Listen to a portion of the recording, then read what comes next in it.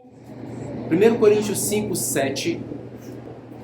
Lembrai-vos do fermento velho, a fim de que sejais massa nova e sem fermento, assim como certamente sois. Porquanto Cristo, nosso Cordeiro Pascal, foi sacrificado.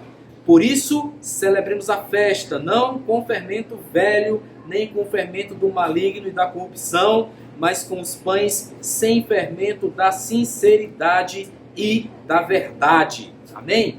Agora eu vou pedir que você sente aí só um instantinho. Eu tenho uma pequena reflexão para a gente fazer para celebrar aqui a nossa Páscoa do Cordeiro, a Páscoa que é verdadeira, a Páscoa que é a Páscoa que o Senhor Jesus ensinou aos seus discípulos e também a Páscoa que nós temos vivido aqui no nosso ministério já por muitos anos, né? Eu tenho a graça, agradeço ao Senhor por isso, eu tenho a graça de poder ter a oportunidade de pregar essa mensagem já há anos, de que o Cordeiro Pascal é o sinal ideal, o símbolo ideal da Páscoa. O Cordeiro Pascal é o significado da Páscoa. A gente já fala há muito tempo aqui sobre, não é o ovo de Páscoa, não é o coelhinho, mas a essência da Páscoa tem que ser o Cordeiro. O apóstolo Paulo parecia estar preocupado em deixar isso claro para os discípulos de Coríntios e também, por extensão, para nós, para a nossa vida hoje. Parecia que isso aqui era claro, ele queria deixar registrado que a gente celebrasse a Páscoa focada com essa mentalidade voltada para o Senhor Jesus, que é identificado aí como Cordeiro, o Cordeiro Pascal. O que é que eu quero chamar a atenção de vocês hoje? Também serve para chamar a atenção para mim.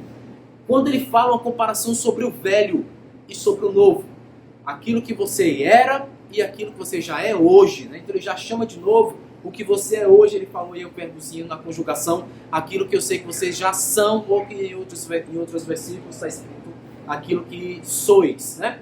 Então o que é que você era e o que é que você é hoje? E ali nessa separação de tempo daquilo que a gente era, daquilo que a gente é hoje, tem o sacrifício do Cordeiro. Então o que é que eu era antes? Aí tem o sacrifício do Cordeiro e o que é que eu sou hoje. Ele faz questão de deixar claro que toda Páscoa a gente tem que fazer essa comparação. Era sacrifício do Cordeiro, o que é que eu sou. Não dá para celebrar a Páscoa sem pensar nisso. Eu lembro do que eu era. Eu sei o que é que eu era antes do sacrifício do Cordeiro na minha vida. Nessa época de Páscoa, só o que tem é programação que fala sobre Páscoa. Tem filme na TV, seja aberta, seja nos streams. Tem filmes sobre Páscoa, tem filmes sobre Jesus. Tem uns de característica, digamos, duvidosa, né? Tem programação que é mais uma piada sobre a Páscoa do que exatamente a Páscoa em si. Mas antes da gente aqui, todos nós aqui, antes da gente entender o sacrifício de Cristo na nossa vida, certamente a gente celebrou algum tipo de Páscoa, não é verdade? A gente celebrava a Páscoa, a gente tinha noção do que era Páscoa, a gente sabia o que significava Páscoa, nem que fosse pela programação da TV que a gente assistia, nem que fosse por um filme duvidoso que falasse de Páscoa, nem que fosse por uma piada que alguém falava sobre a Páscoa, nem que fosse pelo o ovo de chocolate que lhe entregavam na Páscoa, nem que fosse pela programação da escola, coelhinho da Páscoa, o que trazes para mim. Quem não cantou uma música como essa? Então, antes de sacrifício de Jesus, antes do Cordeiro Pascal, antes desse significado na minha vida, eu tenho uma história de Páscoa. Eu tenho um conhecimento sobre o que é Páscoa. Eu sei o que essa Páscoa significa. Mais do que essa história, Paulo traz à memória aqui o que é que você era, o que é que você fazia, antes de internalizar na sua mente o significado do sacrifício de Cristo na sua vida. E ele diz que não dá para celebrar a Páscoa sem entender isso. Eu tenho que entender o que é isso. Hoje eu quero chamar vocês a essa reflexão. O que é que você era antes? Se alguém te ensinou a viver de algum jeito, é porque você vivia em uma certa inocência. A inocência do conhecimento do que era o sacrifício de Cristo. Mas você vivia nessa inocência, você vivia sendo talvez enganado. Criança é assim. Criança você pode ensinar, faça desse jeito. E a criança não tem muita ordem sobre aquilo que ela pode ou não fazer, a não ser que um adulto a comande. Então criança é comandada por adultos. E antes do sacrifício de Cristo, eu me enxergo assim, eu era uma criança envolta em inocência, errava demais. Às vezes as pessoas me ensinavam coisas que nem eram o que era ideal para eu saber, para eu fazer, mas insistiam que eu tinha que fazer daquele jeito e eu fazia. Mas não era para ser. Não era para ter esse conhecimento. Eu não era para ter perdido, na verdade, essa inocência. E aí vem o sacrifício de Cristo e me põe em uma outra coisa. Agora você é o quê? Depois do sacrifício de Cristo, eu sou crente em Jesus. Essa é a minha definição de hoje. Antes eu não era crente nesse sacrifício. Após internalizar esse sacrifício, agora eu sou crente em Jesus. E isso vai configurar ações.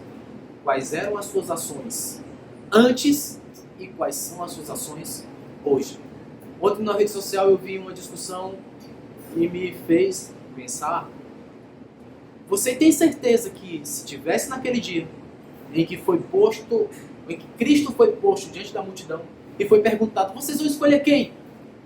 Jesus ou vou escolher Barrabás? Você tinha certeza que você ia levantar a mão na frente de todo mundo e dizer, Jesus, você está em qual multidão? Rapaz, essa pergunta já me fizeram algumas vezes. E mais uma vez esse ano chegou para mim de novo essa pergunta. Eu vou pensar um pouco aqui. Meu Deus, qual contexto eu viveria naquela época para poder ter essa coragem de levantar a minha mão e dizer, eu escolho Cristo. Você sabia que hoje a gente está fazendo isso aqui? Hoje a gente está fazendo esse diagnóstico, o que era antes, o que é depois do sacrifício de Cristo e fazendo aqui a nossa escolha. Vocês preferem quem? Você antes ou você prefere você depois de Cristo? Você sem acreditar nele ou você acreditando nele? Hoje, quando a gente for celebrar aqui a Páscoa, a gente vai trazer essa reflexão. A gente celebra a Páscoa com ervas amargas. Vai lembrar do amargor que era antes de Cristo. Eu lembro disso para mim. A minha vida é isso.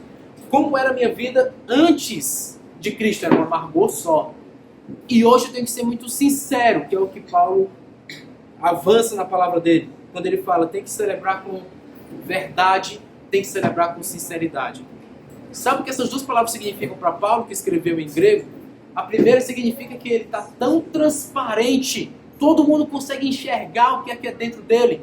Ele deixa isso à mostra. É com sinceridade que eu vou pensar o que eu era e o que eu sou.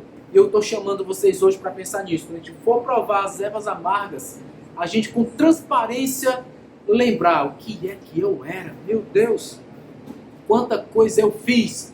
Mas agora, depois do sacrifício de Cristo, isso mudou na minha vida.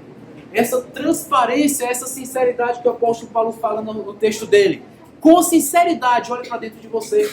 Com transparência, se assuma aquilo que você era, para que você não volte mais para lá. Se você não tiver conhecimento daquilo que você era, é arriscado você voltar. É arriscado você desistir de tudo. É arriscado você voltar de novo e dizer, eu quero aquela vida antes de conhecer a Cristo. E eu não desejo isso para você. A outra palavrinha é a verdade, né? A sinceridade, a transparência.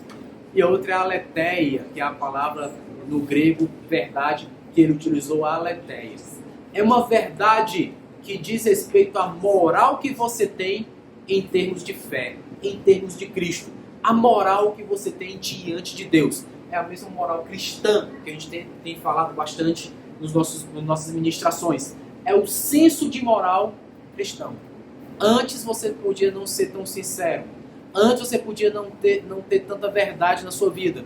Mas hoje a nossa reflexão vai ser nesse sentido. Senhor, diante dessa Páscoa que eu tenho que celebrar, diante dessa Páscoa que eu vou comemorar, eu quero trazer esse entendimento diante do Senhor, olhando quem eu era no passado, sem essa sinceridade, essa transparência, sem esse senso de verdade. E eu quero trazer diante de Ti a minha sinceridade, a minha verdade, a verdade do senso moral diante de Deus. É assim que eu quero a minha vida, é assim que eu quero os meus passos, é assim que eu quero prosseguir. Hoje a minha oração junto com vocês vai ser nesse sentido. Que o Senhor nos traga uma mente reflexiva, que raciocine e reconheça quem a gente era antes dele. E depois do sacrifício dele, quem hoje a gente é, para que você tenha uma identidade. Toda vez que a gente celebrar a Páscoa, a gente vai dizer, nós temos uma identidade. Nós temos uma identidade cristã, de quem anda com sinceridade, de quem anda com verdade. Todos nós aqui vamos nos tratar assim, com sinceridade, com verdade. Sejamos transparentes uns com os outros. Sejamos transparentes dentro da nossa casa. Sejamos transparentes dentro do nosso trabalho. Eu vi uma publicação, a gente estava falando aqui do LinkedIn, eu vi uma publicação no LinkedIn ontem. Uma moça que pegou um quadro e escreveu no quadro, ninguém do seu trabalho é seu amigo. Não confie em ninguém. todos os pontinhos. Vá, trabalhe, seja pago e não fale com ninguém.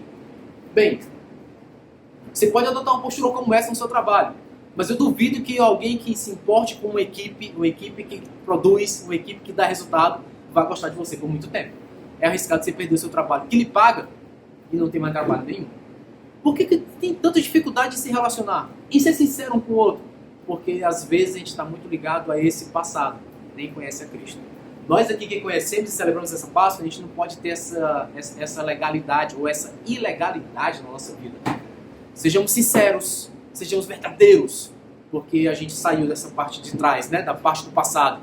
Não conheço Cristo, a gente sabe o que é o sacrifício dele, e agora a gente pode ser sincero, pode ser verdadeiro.